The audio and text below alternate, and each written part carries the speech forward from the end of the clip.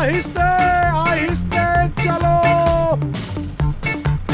रुको रुको रुको सब। ना मेहरारू ना लइका ना बापू ना मैया। आदाब आदाब। Follow me.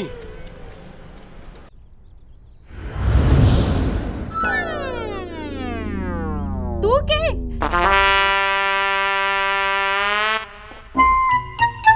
अच्छा हम के हई? राते में तो कहत रहलू कि हम तोहार बॉयफ्रेंड हई और अब पूछत तारू कि हम क्या हई? ई का बकवास करता तू? हाँ, हम यहाँ कैसे? और हमर कपड़ा? अब तू जो सोचत तारू वैसन कोनो बात नहीं है। दरअसल काल बहुत नशे में रहलू तो के होश रहे ना, आ तोहार पूरा कपड़ा तर बतर भीगल रहे। तू भीजल कपड़ा में सुततू तो तोहार तबीयत खराब हो जाए। यही से हम तोहार कपड़ा बदल के अपन कपड़ा पहना देनी। हाउ डेयर यू!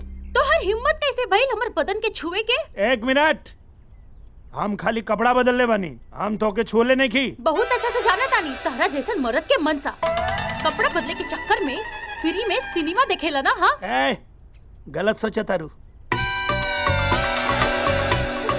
ए रुक, तो के छोड़ो ना, रुक। अरे बताओ हमके, रुक, कहाँ जा तड़े?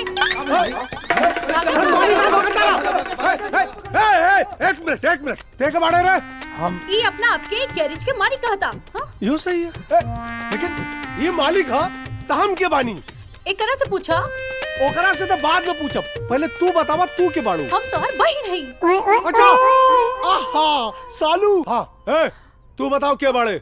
चोर बाड़े, गिराकट बाड़े, जेब कतरा बाड़े, डाकू बाड़े, के बाड़े? ते हमरा के जनते ना, हमार नाम बेचन लाल यादव हा। अब तक कुंवार बानी और हमारे एक खासियत हा, ट्रिगर दबावे से पहले हमरा बंदूक से गोली निकल जाले। का बोल रे? मतलब यही से ना आज कुमार बाड़ा। यू ठीक बा। तू यहाँ खड़ी क्या करता रू? हाँ? जाके हमारा बंदूक लेके आवा। अरे लेकिन सुना। का? अरे भैया, बंदूक कहाँ पर? छोटा डायलॉग मारता रहा पक। यू ठीक है? हाँ। सही से बताओ क्या बाड़ता है? बताइबे कि गोली खाइबे? क्या बाड़ता है? साहेब। कहाँ का साहेब बे? गांव के साहेब, गांव के साहेब। बहुत निमन मिस्त्री भाई। इनकरा के काम के जरूरत रहे, आपके कारीगर के। बस यही से काले इनका के हम गांव से बुलौनी है। लेकिन जब एकरा की नौकरी पे रख ले हा, तब साहेब काहे कहता अरे है? इनका नाम बस साहेब। नौकर का नाम साहेब, ड्राइवर का नाम सिपाही, चोर का नाम दरोगा, कहाँ वाला ये सब? टड़वा में होला। यू ठीक बा। हाँ, टड़वा। लेकिन हाँ, इस सरवा भी मालिक मालिक काहे बोलत रहे अपना के? सेवा मालिक, यू ठीक सेवा बा। भावना। देखिए, जब मालिक ना रहेला तो नौकर का फर्ज होला कि मालिक की संपत्ति के अपना संपत्ति समझ के रक्षा करे। बस यही से अपन आप के मालिक बतौले। यू ठीक बा। हाँ, लेकिन हाँ, एकरा के बता दे लेकिन हाँ कि हम शादीशुदा लोगन के नौकरी पे ना रखीला। हाँ, हाँ, सब बता दिल बनी सब। और हाँ सुना साहब, जे भी नाम है तोहार, ये हमार बहिन है सालू। क्यों एकरा तरफ ताका झाकी करे ना, हमरा से बर्दाश्त ना होला। चिंता मत करी, है? हम बहुत शरीफ आदमी हैं।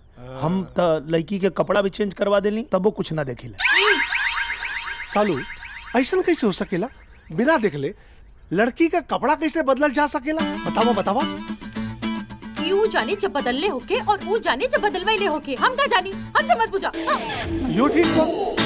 हाँ तो साहेब, भाई साहब, भाई साहब सुनो,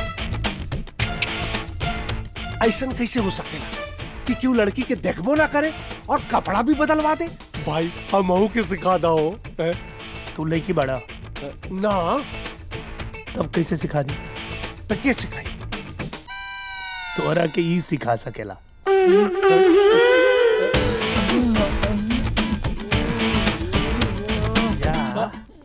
यो ठीक बा। आवाए रजनीगंधा दबा दी तो हर कंधा, आवाए रजनीगंधा।